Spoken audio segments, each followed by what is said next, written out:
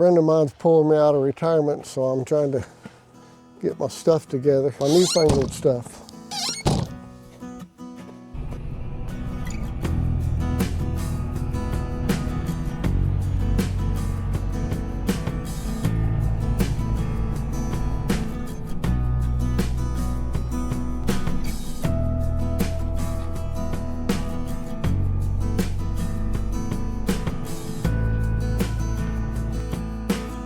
After day one,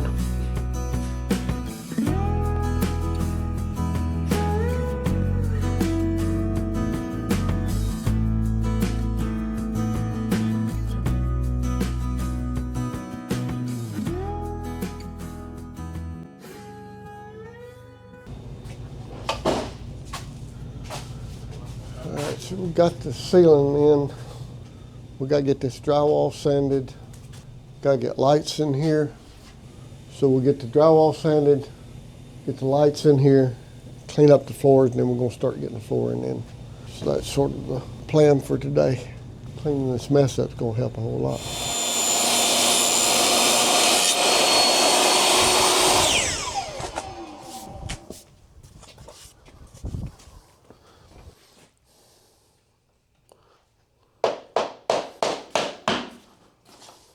I think we're going to be able to wrap this up a lot today. Finish the floors, touch up our paint on the walls, get our cabinets in here, set the refrigerator back in here. Well, we probably won't do that till we get the baseboard on. Reconnect, cut a hole for the sink, reconnect the sink. Got the ceiling in, lights in. Got to hang a door here. Just touch up paint. Other than that,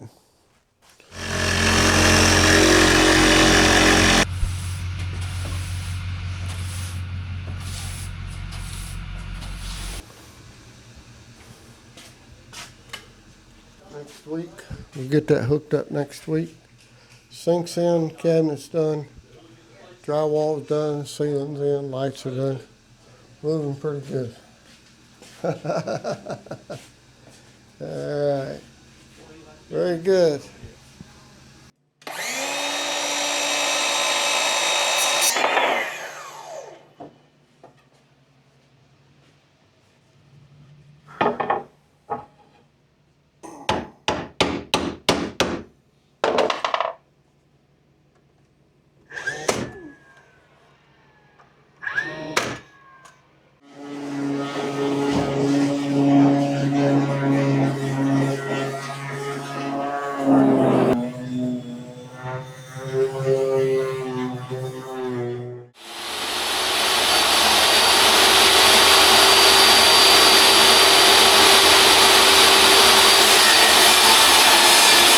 This here is just a little suggestion. If you're doing a nose piece, you're going to be staining it, not putting laminate on it. You try to get it as flush as you can with your plywood. And if either or is different than the other, you want your nose piece just a frag hair higher than your plywood. You don't want it the other way around. Because if you do, you're going to cut into that veneer and it doesn't take long and it's ruined. I'll show you what I got. This is approximately 24 feet of desk and legs to go in that office. Well, I have been informed that the stain part of this project has been completed. That looks good. Looks good. Looks good. We'll let this dry for at least about 8 hours. Part of the challenge of making furniture is you gotta haul it. I think we got everything loaded up and we're gonna get her unloaded and see what we can get done today. Hopefully, the end of the work, that's the plan. Get this drywall, we got her patched up, get it painted up. Got some baseboard to put in, some caulking, plumbing to do, touch-up painting to do, and we're about ready to set this cabinet here, and that's a good thing.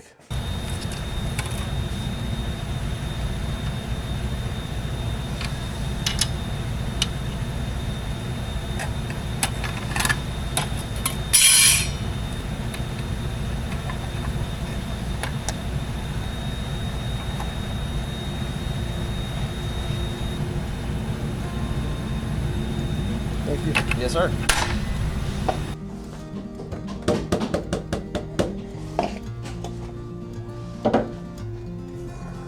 There's a man around the corner, he's been asking me for change, and I could use some. Think I could use some. Sometimes all these things slow me down.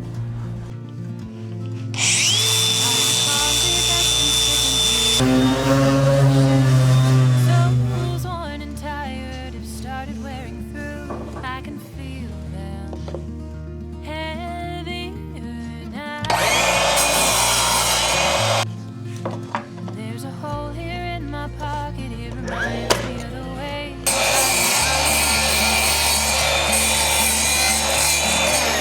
running for an open door. On the highway, heavy-hearted, humming just to hear the sound. As typical in remodeling, the boss has a few changes to make. So we're gonna get those changes. But here's what that cabinet that we built looks like. Walls are not straight, corners, nothing at a 90-degree angle, so we had to make everything fit, but I think it turned out fairly decent. So we'll get it in the morning. Hopefully this is going to be our last day here, finishing up these cabinets. And I think I've said it before, but I'll say it again, these had to be built in because the walls are like,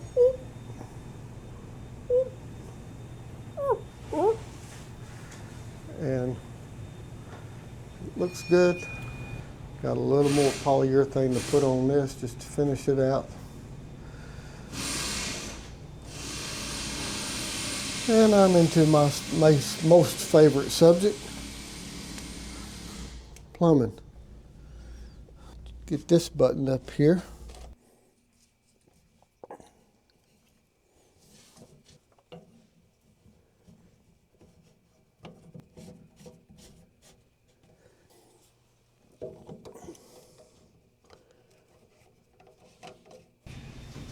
Pop just made a mistake in a department that I'm not an expert in, but he is an expert in this, and I'm going to get him to explain because I think there might be the average Joe out there that needs to hear the mistake I made and what to do about it. So basically, we had some issues where we needed to fix a couple spots that didn't have stain on them, and after we fixed those couple spots, we went ahead and wiped stain all over our finished desktop without removing the polyurethane first. And if you don't get down to bare wood, then that stain doesn't have anything to absorb down into, so it'll just sit on top. So we came in this morning and I was feeling around before I went and put a second coat, or before I put a coat of polyurethane on there, and I felt that this was real sticky. So we needed to wipe that down with some paint thinner to take off the stain that was just sitting on top, because if you don't take it off, it will just stay mushy forever. If you've ever been in a restaurant and the coating that they have is just peeling off, you're able to flake it off with your fingers, it's because they didn't get all the residue off before they applied their epoxy or their polyurethane or whatever they applied. So the stain residue. Yeah, they didn't get all the stain residue off. Okay. So we wiped off all that stain residue with our rag. You can see all the stain that came off on a rag. And so now we'll go back with a clean rag, wipe off any paint thinner residue before we go back and apply our polyurethane. Make it look like money. Everything should stick then, right? Yeah, everything will stick because it'll have a good surface to stick to. Just a little plumbing tip. You can turn your water on and you can look and see that you don't have any leaks. If I put a flashlight on things in here, you can look and see at all the connections, or I can check I don't have any leaks. But that doesn't mean you don't have any leaks. What you have to do to foolproof The plumber showed me anyway. I don't know. I don't love plumbing. I don't even like plumbing. What you have to do, what you need to do is fill up your sink. And we don't have time to sit here and wait to fill up the sink, but just for illustration purposes, what we're going to do is you'll put, actually what you want to do is, you know, pretty much fill up your sinks. I'm going to flood the drains now. Pulling both stoppers at the same time. And if you don't have any leaks at that, you probably don't have any leaks. But like a plumber's told me on installations, you need to come back and check it. Even after you're, you know, sure that you don't have any leaks at installation, you need to come back and check it, you know, every week or so for a couple of weeks just to make sure that everything is still staying good, because leaks can show up. Just because you don't have it at initial installation doesn't mean it can't show up. That's just what a plumber's told me, and that's what I've always followed. So anyway, that's that.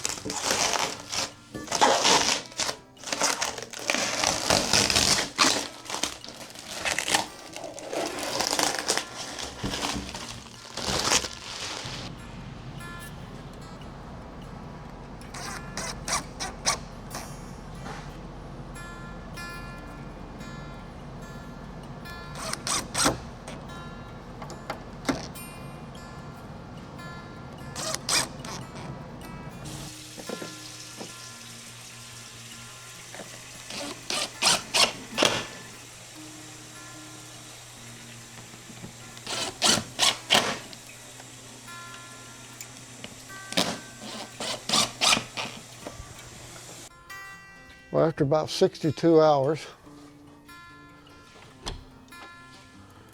we got this room, which will be a new office, pretty much dialed in and dolled up and ready for use. This was a little bit of a challenge because, again, the distance from that corner to that corner and the distance from this to this is different, and then the amount of putty that was used in the drywall, but we got it. And my son did a great job on the finish, and it looks rather respectable. And then the shelving cabinets over here, there's going to be a plotter that sits here. This is for storage, and the up's for storage. And all the face plates came off the Woodland Mills HM 130 Max. We're pleased with that. We got one more door to hang as soon as the paint and finish is totally dried on that. We're good to go on that. Just finished up the plumbing. Got her dried in. Get a refrigerator set back in here. And the break room is completed. So that's the end of this project. Like I say, about somewhere around 63 hours. I hadn't exactly totaled it up yet. But we've done heat and air, electrical, acoustical tile ceilings, cabinets, flooring. This door did not exist, a new door. Painting, caulking, baseboard. That's what I've done. What'd you do? Installation of new cabinets, countertop, sink, plumbing on that. So, you know, a lot of little moving parts. Shelving up here. And I'll tell you, on a job like this, it takes a lot of patience because you're going to use every tool just about that you got in your toolbox. And, you know, for the carpenter, over the years, you acquire a little bit of this and a little bit of that, a little bit of knowledge and a little bit of expertise, enough to be able to, so you can get by on small jobs like this. And that's why I say the more you know, you're increasing your marketability and the more you're able to do. All right, so appreciate it. I'll see you in the next one.